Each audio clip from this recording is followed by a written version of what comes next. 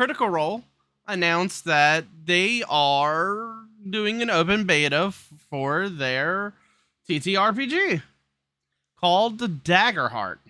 Some people think it's a response to the OGL open game license. Yeah, the OGL scandal. Some people think it's just something they'd been working on because they don't want to be slave to wizards anymore. Who knows? Who cares? It gives us something to talk about today, right? All right. Here we go, chat. We're gonna go on a ride. Hey everybody, my name is Matthew Mercer. And I'm Spencer Stark. And we are inviting you here to this video to learn how to play Daggerheart, a new RPG that is currently in development. So before we get into the basics, we just want to remind all of you that this game is now currently in open beta. So things discussed in this video may change, shift, go away, be added to, and that's part of the process of making a game. Indeed. To learn more and even join our open beta playtest, go check out daggerheart.com. So dive in, break the game, tell us what works, what doesn't work, what you love about it, what you hope to see added, and tell us all that through the official Daggerheart open beta surveys. The more people who play the game, the better we can make it. So jump in and help us break this thing, because we are so excited to build this game with you and not just for you. So please play often and submit those surveys so we know what you like and what you don't. Hell yeah. So Daggerheart is a fantasy tabletop role-playing game that sort of blends the narrative and the crunchy together. Yeah, I like that it helps facilitate gameplay that is both theater of mind, if that's your preference, but also easy enough to also play it more tactically and to use maps and minis like I love to do with our sessions. The game doesn't really stop down when you're doing combat. You just kind of continue to play the way you do throughout the entire rest of the game, and so everything flows in and out of itself, so it allows you to really focus on the story that you all are telling. And deeply customizable character creation and development process throughout the mechanics of the game. It is a long-term campaign game, so it runs over the course of 10 levels, which gives you plenty of fodder to be able to play. So that's our first thing, chat. First things first. We can definitely tell that this is something they want to run on the show. So here's the thing, right? Critical Role needs a system that they can use in their show every night. And part of that is, hey, let's take and make this a long-form infused game system. Let's make this very story-based. Let's make combat not bog down everything. Because if you've played Dungeons & Dragons for a while, you know that combat can literally take up hours, depending on how the combat is run. Now, Matt is really good about trying to keep it concise, but even then, sometimes combat drags on for a full fucking hour. And that's a problem for most people, you know what I mean? So, having a way to kind of boil down combat into a more bite-sized chunk and it not take away from the storytelling as much kind of is in line with everything they would want to do. As far as being 10 levels, I don't like the 10 levels thing. And I know all of that is because I'm biased towards the 20 levels I've known. It's just, as a GM myself, I personally would struggle to figure out a way to make these levels work for a full campaign, if you know what I mean. So, but yeah, let's a year-long campaign with, if that is something that you want, but could also jump in and play a one-shot or a couple of sessions, and works just as well for that. Yeah, one of the things you can really expect from Daggerheart is a game that gives you tools if you want to use them to rapidly create in-depth characters that have dynamic relationships with the other players and characters at the table, as well as an opportunity and tools for the GM and the players to build a world together. You can make and play or run a game as deep or as shallow or as simple or as robust as you want to. And the intent of Daggerheart is to give you all those tools at your disposal and teach you how to implement them in your game, so you can kind of pick and choose what it is you enjoy about this, or run the full gamut and go all in. Now let's get into the basics of Daggerheart. Duality dice are sort of the bread and butter for Daggerheart. They consist of 2 different colored 12-sided die, your hope die and your fear die. Now you choose which is which, and for us, we're using this brighter colored one as our hope die, and this kind of darker red colored one as our fear die. Anytime your GM asks you to make an action roll, you'll roll both your hope die and your fear die, and you add them together along with any relevant modifiers, represented by little tokens like this. You know, the tokens can also be coins or beads, or you can just do the math in your head, but it helps to have these little representations right there next to the dice you rolled to do the quick math. Then you tell the GM your result, along with whether your hope die or your fear die rolled highest. For example, all right, so this is the first big point of contention for me.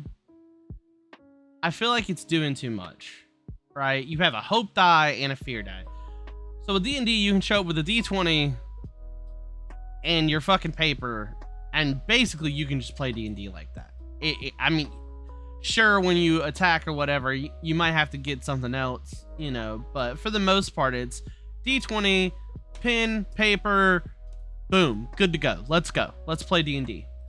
However, this means you have to have 2 D12 bare minimum.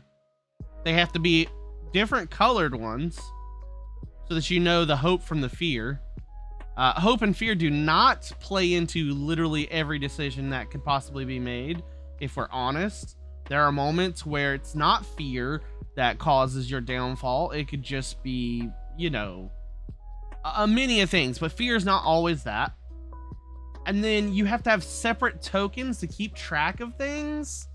That feels like a lot more shit that people have to worry about and manage. And like, for an advanced TTRPG player, this isn't gonna matter, right? However, for a new player, a player trying to get into TTRPGs, the more shit you make them keep track of, the harder it is to keep them on the game, to keep them worried about their story, worried about their campaign, or their character. Instead, now they're getting lost in... They're too busy getting caught up in, oh, well, I have to manage this. I have to keep track of this. I have to keep track of this. I have to keep track of this. And that just seems like a little bit too much. And I know they have an app that makes it all really easy and whatnot. So as long as you're using that, that's true. But again, there are TTRPG purists who like that pen and paper feel to their games. And so then that eliminates this app, which means they have to carry all this shit. I don't know. To me, I feel like that's a turnoff immediately to the game. Well, let's say Travis is playing Bertrand Bell and is making an agility roll. He has a +1 to his agility trait, and he ends up rolling a 9 on his hope die and a 4 on his fear die, plus the 1.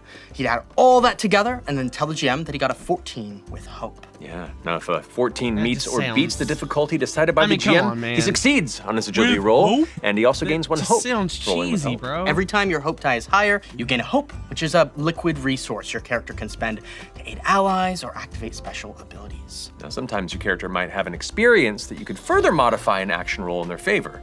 Like maybe your character has Haggler as an experience when trying to negotiate with a shopkeeper, or expert herbalist when looking for medicinal plants in the vicinity. So you can spend a hope before the roll and describe how that experience helps you, and then add its value to your roll.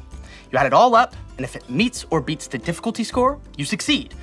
But your hope and fear die influence what happens next. Indeed, if you succeed with hope, you get what you want, and you gain 1 hope. You can spend that later on. But if you succeed and roll with fear, you get what you want, but it may come with a consequence or add a complication. Additionally, the GM takes a fear token, a liquid resource that the GM can use to affect the story both in and out of combat, but we'll cover that later. If you fail with... And see, now we're adding more resources for the GM to fucking handle. And like, bro, I'm sorry, but I have enough shit I've got to keep track of. I got to keep track of a list of names for all my characters and NPCs. I have to keep track of a list of names for important NPCs that are like family members or something for that. I've got to keep track of the world, the lore. Because I mean, I'm not shitting on my players, but like, players just show up. Like, there's no prep that's required for being a player. You just show up and you play the game. And most players, not saying this is true for everyone, but most players, they're just like, oh, I'm going to show up and play the game. I'm not going to do anything more or anything less, right? which means they're not going to take notes. They're not going to keep track of resources and stuff like that. So now I have to keep up with one more thing on top of everything I have to keep up with for players, because, you know, players just want to show up and play the game. And like, I get what they're trying to do here. And there's some parts of it that are kind of cool, because the like succeeding with hope or fear determining how the outcome is kind of cool, but I feel like we already do that as DMs or GMs. And like, I don't know, for me, it's like, all right, so 13, you're going to succeed. But if you go over like an 18, you're going to like the equivalent of succeeding with hope kind of deal. You're going to get what you want, no strings attached. Whereas if you get like just at a 13, I'm gonna be like, all right, yeah, but he's going to haggle with you about it. So I kind of already incorporate this into my games, and I feel like most GMs already do that. So I don't know. Hope, you don't get what you want and will likely face consequences, but you still gain a hope. And if you fail with fear, you don't get what you want and you may suffer major consequences. Additionally, the GM takes a fear token. Now lastly, if you roll doubles on the 2 dice, you get a critical success, which means you get exactly what you want, you gain a hope, you clear a stress, and possibly some other cool benefits alongside it. Well, now that we've explained the basics of the Duality dice, let's lightly skim the character creation process. But that is one other thing is, oh, hey, you crit, you get to do these 3 things. Oh, well, what's hope, what's stress? Now you like, it's not just, oh, you did really well on this thing. It's, you do all these things, and a player has to remember, hey, I have to do all these things. And then on top of that, that player also has to keep track of those things. And then for a new player, you have to explain all of those things when they're just, you know, I don't, process. I think For a lot a of deeper this is dive gonna, into character I'm gonna need creation, to check see out the our game in Daggerheart action character to, creation like, video where I understand sit it down with better. Travis Willingham and make Bertrand Bell, which is linked here. But for the purposes of this video, we'll give you a brief overview. Our character classes are Bard, Druid, Guardian, Ranger, Rogue, Seraph, Sorcerer, Warrior, and Wizard.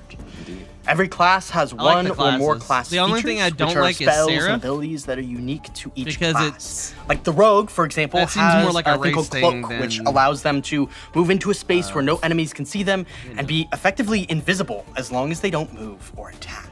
Each class also consists of the meeting of 2 domains, which are like symbolic themes. Through these 2 domains, you pick and choose what abilities you want for your character by taking domain cards at character creation and every time you level up. These domains are Arcana, the domain of innate or instinctual magic; Blade, the domain of weapon mastery; Bone, the domain of swiftness and tactical mastery; Codex, the domain of intensive magical study; Grace, the domain of charisma and enchantment; Midnight, the domain of shadow and secrecy; Sage, the domain of the natural world; Splendor, the domain of life and death; and Valor, the domain of protection. So, for example, the Bard calls upon the charm and magnetism of the Grace domain, along with the lore and magic of the Codex domain. And if you want to cast a spell from a domain card you have, typically you'll have a spellcast roll. See, now this is a whole other thing is now we're including cards. Now we have to have cards. And now on top of just knowing our class and that class giving us a spell list, now it's, oh, well, now we have to know what each domain does to even get our spells. And then we have to know our spells on top of that. It's just, once again, it's more and more shit both the player and the GM have to remember. And I just feel like that's, I don't know, man. Seems a little, like, it just feels like there's a lot to it. This works just like an action roll, but uses your spellcast trait that you can find on your subclass foundation card. In Daggerheart, your base character traits are Agility, for things like sprinting, leaping, and maneuvering; Strength, for things like lifting, smashing, or grappling; Finesse, which is used for like hiding, tinkering, or fine motor control; Instinct, which is for like navigating, perceiving, and sensing; Presence, for charming, deceiving, and performing; and Knowledge, for analyzing, recalling, comprehending. I really like this set of base stats. I feel like this is very well done, and I also feel like, with the exception of Presence, they're kind of like self-explanatory.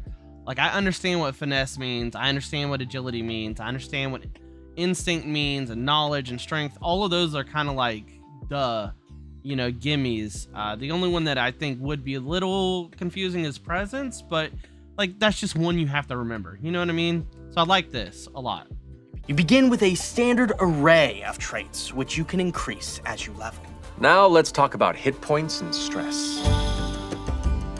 In Daggerheart, a character's overall health is represented by a number of hit points, which you'll find on your character sheet in the form of several blank boxes. When you're faced with incoming damage, you will fill in or mark a certain number of these hit points based on your character's damage thresholds. So if you take minor damage, you mark 1 hit point. For major damage, you mark 2 hit points. And for severe damage, you mark 3 hit points. Whenever you take damage, you simply compare that damage amount to your character's damage thresholds and mark your hit points accordingly. For example, if a rogue at level 1 has 15 damage coming at them, that would be just over their severe damage threshold. So they would mark 3 hit points. If you ever take damage below your minor damage threshold, you take a stress instead of damage. Now, stress is also a resource that your character can endure to carry out certain uncanny feats or class abilities. But you gotta be careful. If you should ever need to mark a stress, but you can't because they're all marked, you mark a hit point instead. Evasion represents your ability to avoid being hit by an attack. So when the GM makes an attack roll against a player, they roll 1d20. They add any modifiers and see if the result meets or beats this number. If the attack hits a player, the player can choose to mark armor slots to reduce the incoming damage by their armor score. For example, let's go back to our level 1 rogue that has 15 damage coming at them. If they have an armor score of 3, like if they have leather armor, they could choose to mark one of their armor slots. Chat, this right here is literally the point I'm trying to make, okay? This is too much. First, we have to roll to see if it hits, right? That's evasion. That's basic D&D, it's AC, right? Then we have to calculate damage with a goddamn Pythagorean theorem over here. And then we have to decide if we're gonna use armor to reduce said damage. And then we have to make sure it's what threshold it is, know what HP to lose. That just seems like it's too much. There's, again, you're making it harder and the more shit you have to keep track of, the harder it is for a new player to get in and be able to enjoy the game, right? And I don't know about you, but a lot of the times when I'm playing D&D, a lot of my players are usually new or newer. And so having to keep track of all this stuff, man, it's hard to get players to keep track of spell slots sometimes, you know what I mean? So like 15 damage. Now I have to know, first of all, I have to see if it hits. That's step 1. Same thing, step 1 in Dungeons & Dragons AC. Does it hit? Okay, it hits. Now I have to check and see how much damage it actually does or what the damage threshold is, right?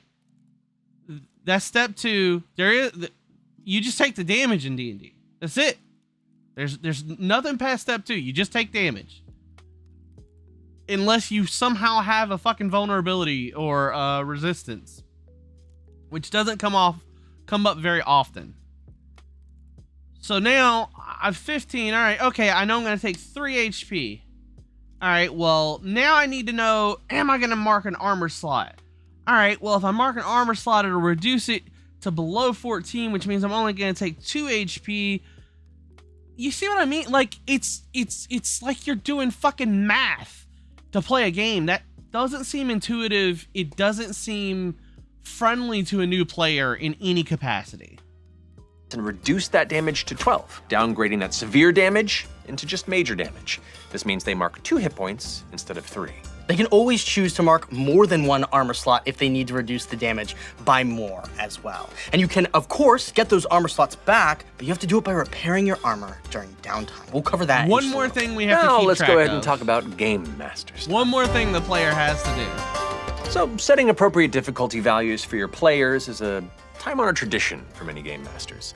And when it comes to Daggerheart, a general good rubric to follow when setting difficulty values is a range of 5 being very easy, like extremely easy, up to 15 being your standard average difficulty, all the way up to 30 and more being nearly impossible.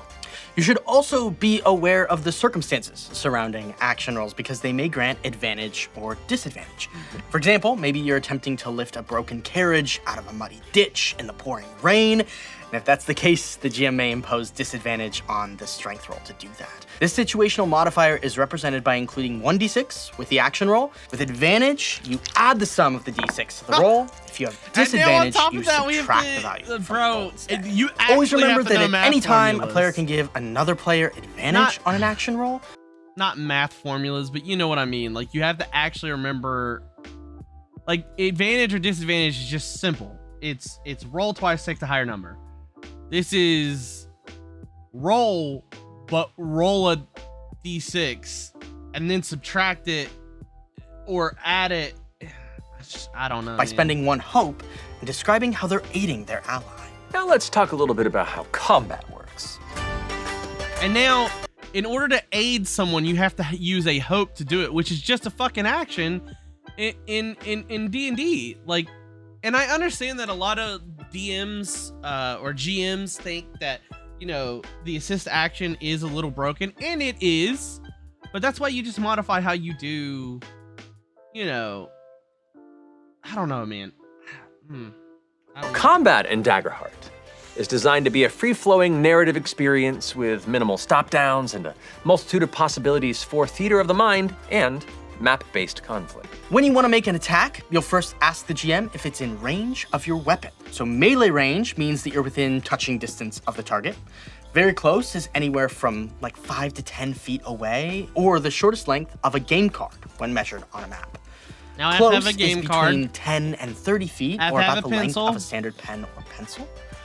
Far is between Now I have 30 to and have a 100 sheet of feet, paper. or the length of a standard piece of paper.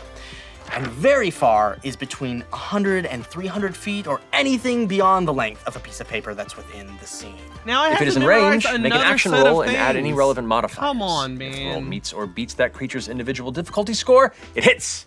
Now simply roll your damage dice and add their values together. Creatures also have minor, major, and severe damage thresholds, just like player characters, and a variable amount of hit points and stress, but they don't have armor or evasion scores like player characters. Now for you GMs out there, if you're rolling to see if a creature hits a player character, you simply roll a d20, add the relevant modifiers from that monster's sheet, and see if it hits that player's evasion score. If it hits, roll for damage, and the player determines if they'll spend armor slots to reduce it or how many hit points they have to mark thereafter. Now, if your players are entering into a combat that will last for more than one... So wait, maybe I'm wrong about this, but you're saying that the DM plays the game differently than the players. So for a DM or GM to attack, I use a d20, but players use 2 d12s.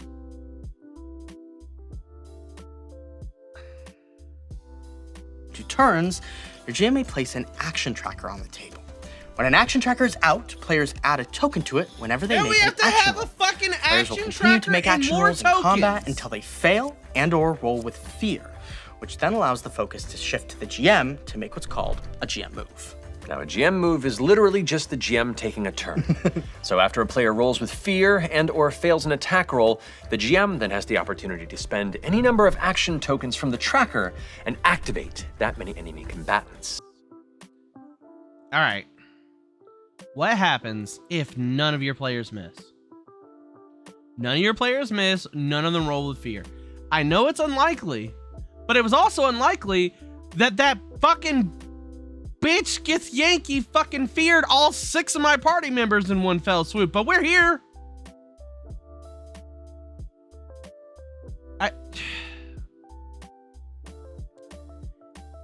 What happens when all your players are just rolling like really great and then you as a GM are just sitting there not able to do anything? It doesn't, I mean, maybe it's fun for the players, but it's definitely not fun for you as a GM, and that seems problematic. So all those turns the players took in succession now have turned into resources for me. After the GM turn is resolved, play then passes back to the players. Anytime, GMs can also spend 2 action tokens to gain 1 fear token. Remember those? How every time your player characters roll with fear, the GM collects a fear token? Well, here's where they factor in. At any point during combat, A GM can spend 2 of the fear tokens accrued during a session to make a GM move without needing the players to roll a failure or with fear. Additionally, GMs can spend fear tokens to activate special abilities of adversaries, or generate action tokens for themselves, or make particularly big and dramatic GM moves. And things if things go really bad in or out of combat, character death in Daggerheart is a real possibility. But the system offers players 3 options to choose from when the character marks their final hit point. The first option is called Blaze of Glory. This option lets your character, you guessed it, die in a glorious and heroic fashion, where they take one final action that will be an automatic critical success before passing into the great beyond. That's cool. Then there's the ever-popular Avoid Death and Face the Consequences, where your character drops unconscious and cannot take any actions until they get at least 1 hit point back. When this happens, you roll your fear die, and if it's equal to or under your level, you gain a scar, which means you permanently cross out one of your hope slots. And finally, there's one more resource Risk we It have to All, keep track our of, personal guys. favorite, I believe, which leaves it all up to chance. You roll your Duality dice. If your hope die is higher, you stay on your feet and clear an amount of hit points and or stress equal to the value you roll on your hope die. But if your fear die is higher, More resource you immediately management. cross through the veil of death. Now, if the Duality dice are tied, which once again is a critical success in Daggerheart, you don't just stay on your feet, you also clear all of your hit points and stress, renewed and ready to go right back into it. Now that we've covered all the stuff. So, all right, so your players get lucky. You've spent all this time knocking them down, you know, and you really want to put the party in a position where it's a struggle, right? You knock out their tank or whatever, and now it's like, all right, they've really got to think smart because they're 1 player down, less action economy, right? Now you're telling me he might just get lucky and fucking be full health again? Are you kidding? All he's gonna do is roll doubles? I don't know, Matt.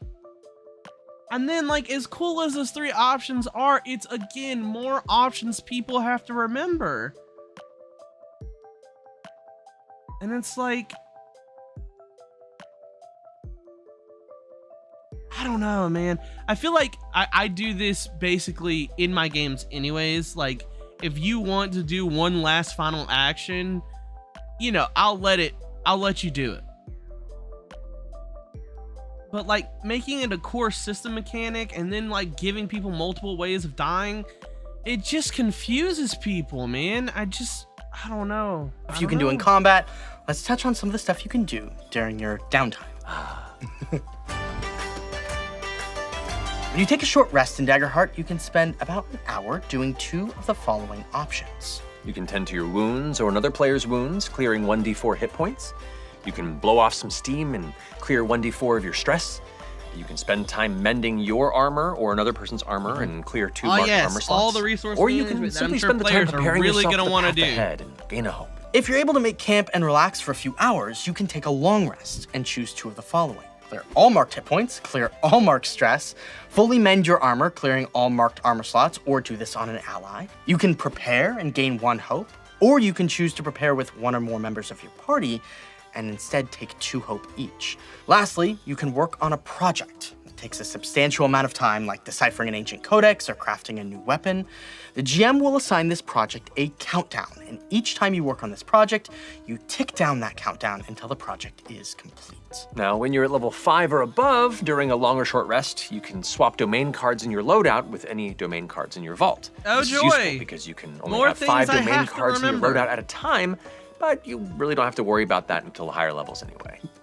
I think that's it. I think that's all. I think that wraps up our quick and dirty overview of the Daggerheart rule set as it currently sits. I know it's a lot up front, like any game system is, but we're excited for you guys to get an opportunity to dive in, play it out for yourself, and kind of give us your feedback on how you feel about it. Yeah, we're really excited because the game is in a state where we can actually take the feedback that you're giving us and implement it across the game. We're opening the beta specifically so that we can work together with you on this. And I'm just really excited to see people like playing this game out in the wild after working on it for so long together here. So if you want to learn more about this and even join the open beta playtest that we have now, please go check out daggerheart.com, sign up, check it out, print it out, play it with your friends, and help us make this with you, not just for you, but with you.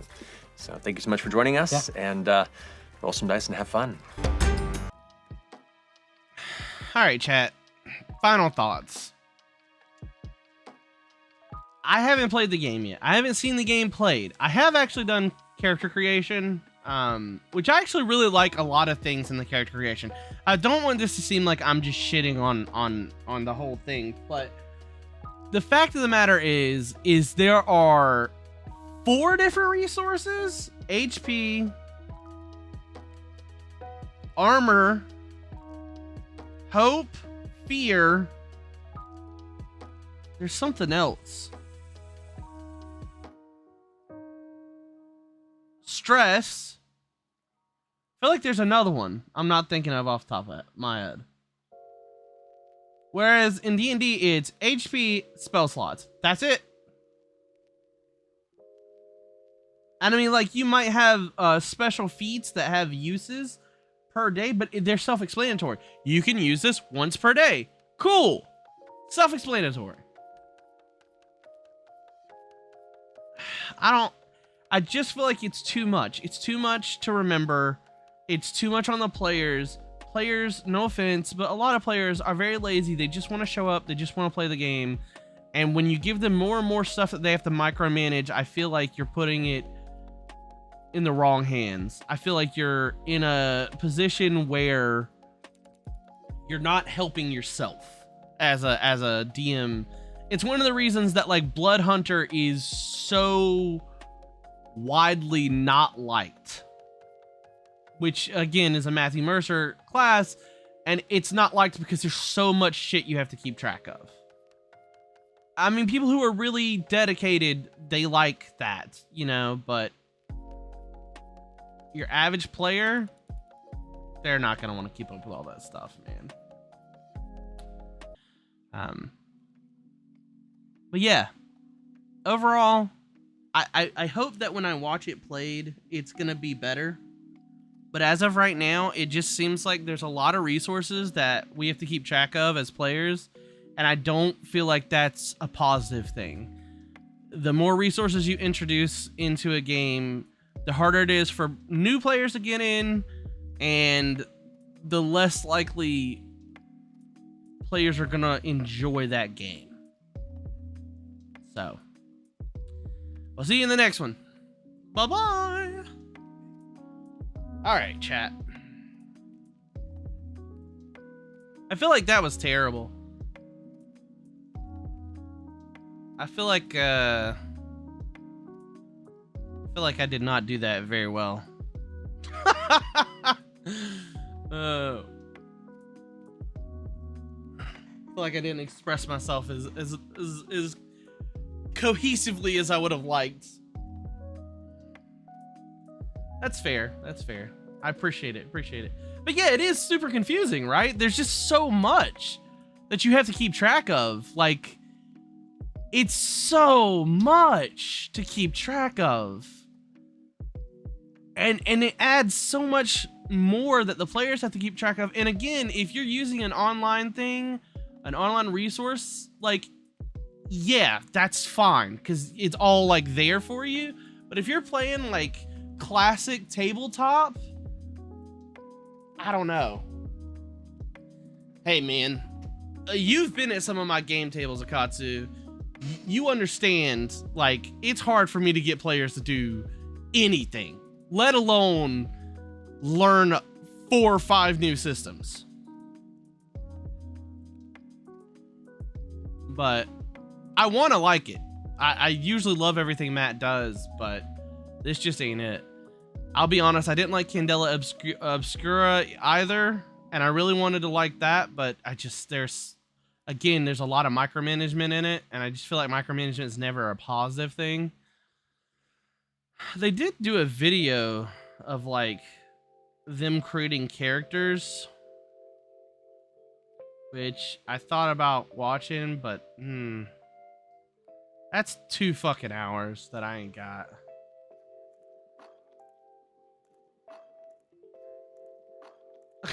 What's a quest? Tim has a thing. And that's like, and that's like, you're not even, this is just talking about the basic game mechanics. That's not even like, what happens when you make a like really convoluted, complicated world with a bunch of lore dumps and shit, which is just a thing that you shouldn't do as a GM, but GMs do it. You combine that with this really complicated system with so much shit to remember, and it just leaves people in a state of confusion, I feel like. All right, so I'm just gonna quickly walk through a character in Daggerheart, okay?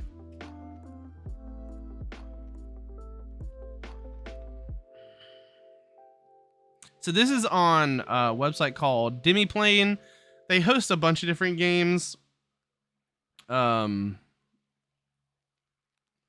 Pathfinder, Alien RPG, Avatar Legends RPG, Vampire Masquerade, Marvel Multiverse, Candela Obscura, and Starfinder 2E. All right, so this is where we start, right?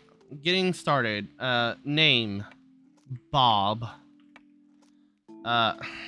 Pronouns, he, him. He's level gazillion. Nah, we'll start at level 1. All right, so we'll just choose this one. Begin. All right, choose ancestry. All right, cool. So here's our races. I really like the artwork for this, I'll be honest with you guys.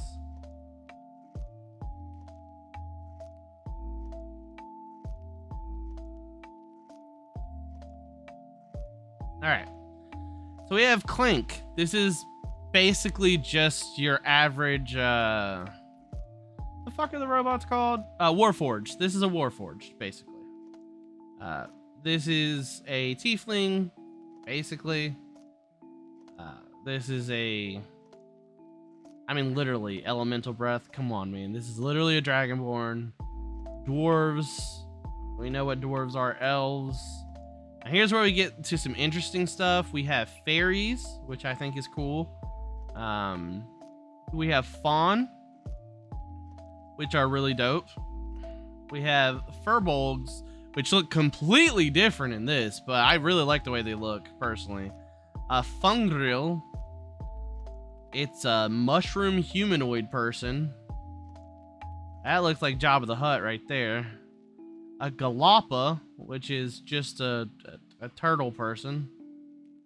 A giant, which is a Goliath. Goblins. Look at a cute goblin. It's so cute. Halflings. I mean, even halflings have a fucking luck. Humans, obviously. Qatari, which are just Tabaxi. They do look a little cooler than Tabaxi, I'll be honest. Because they're basically humans with fur and animal ears. Orcs, which are orcs, or ribbits. Now this is cool. I like this a lot. Ribbits. You're just a frog person. Dope. We like to see it. And a simia. I don't know what. Oh, it's a monkey person. All right, cool. Let's be a monkey person. So now we've chosen our ancestry, so this is what our race is. But this is where we grew up, basically. Now the way they do this, I think personally, is the best way you can do character creation. And I think if D&D wanted to make a good shift, I think this would be it. This would be the way to do it. You choose a race, and then you choose the like heritage or the community that race or that character was born in. So as a great example, you have Highborn, which is you were a noble, basically. Then you have Loreborn, which is, you know, academics and all that good jazz. You have an Orderborn, which means you were in a city where there's lots of rules and stuff. Ridgeborn is you're basically an outlander, you know what I mean? Seaborn is like a jester who's used to living at seaside. You have the Slyborn, who's basically you're a criminal. You have your Underborn, which is you lived underground. You have your nomads. And I know Wildborn is just like you live in a forest and whatnot. And I know this is very much basically like a background, but backgrounds don't seem don't really matter if we're being honest in D&D. Specifically, they don't matter to like the type of person your character is, right? Because in original D&D, it's just like, oh, you're an orc, so you're a bad guy. Which, again, I don't hate that. I think that having that as a guideline of most orcs are bad guys, and this guy's an exception, and here's why he's an exception. I like that. I like that they had to break the chains of their prior, whatever. But I understand why they're doing it. So if you're going to do it, this is the way. Hey, I'm an orc, or I'm a Samia, and I'm a thief. So I'm a Slyborn. I lived in the underbelly of the city and swung from rooftop to rooftop and pickpocketed people left and right? So that's really cool. We like that. And then we have our classes.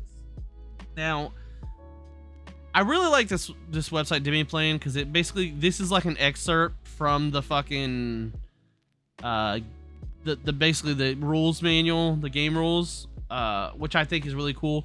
But we have our different classes: wizard, warrior. I don't like seraph, sorcerer, rogue, ranger, guardian, druid, bard. I like that they basically made fighter guardian. I think that's a positive thing personally. And then all of them have these little icons beside them, and they have these names, and this is like the kind of stuff they're into. So blade and bone. I guess if you knew what those meant, you would know what what that means for your character. Let's see what this is. 2 to 4. Level up, record it on your character sheet, then choose 2 of it. And see, like, this is... I don't like this. I kind of like this, right? I kind of think this is cool because it gives players more, like, expression. Kind of gives them an opportunity to really figure out what they want to do with their character. I just... At the same time, it's like, all right, well, this is one more thing we have to keep track of. Whereas with D&D, it's just like, all right, I leveled up. My character gets these things when it levels up because it's a feature, and I roll for my HP, and that's it. You know what I mean? I don't know. I guess I'm used to playing on D&D Beyond personally, so like, there's probably more to it. So, like, for instance, Midnight and Grace is basically you're quick, sleight of hand, and super dexterous, and all that good stuff, but you're also like witty and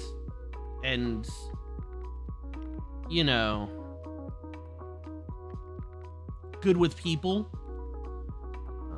So we're just gonna choose a rogue since we're going down this path of the monkey that stole. Then we get to choose a subclass. I kind of like that you get to choose your subclass right out the gate. Move from shadow to shadow, and step into shadow, blah blah blah. Mark the stress to disappear from where you are. That's kind of cool. We're gonna clearly go with the syndicate because that's where we're at. This is kind of cool too. I'm really digging this. So we know that we definitely want our finesse to be our +2, right? We know that we want our +1 to be agility because we're definitely trying to be rogue-like. Haha.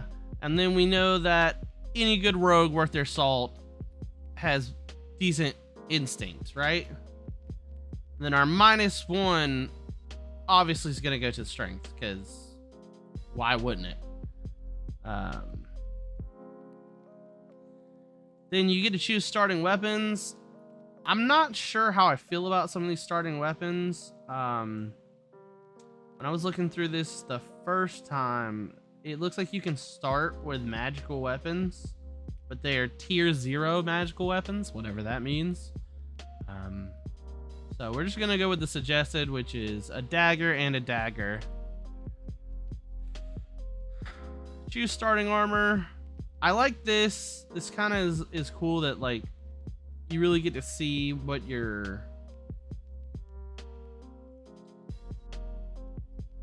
each armor is gonna do to you, right? Definitely like light armor here.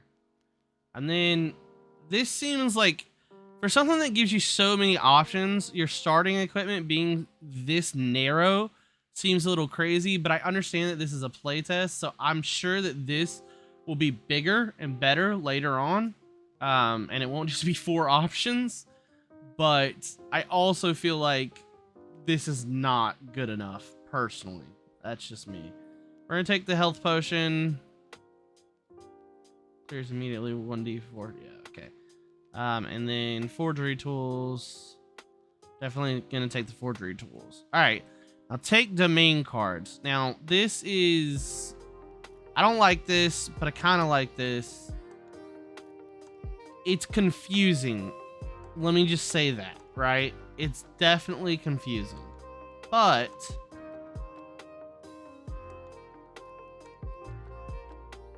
it's also cool because it's like picking spells, but instead of it being spells, it's just skills, right? It's skills, and they could be spells. So as a great example, we're gonna say he definitely has access to Uncanny Disguise and Deaf Deceiver, because that's where we're going with a criminal underlord, like thief kind of thing.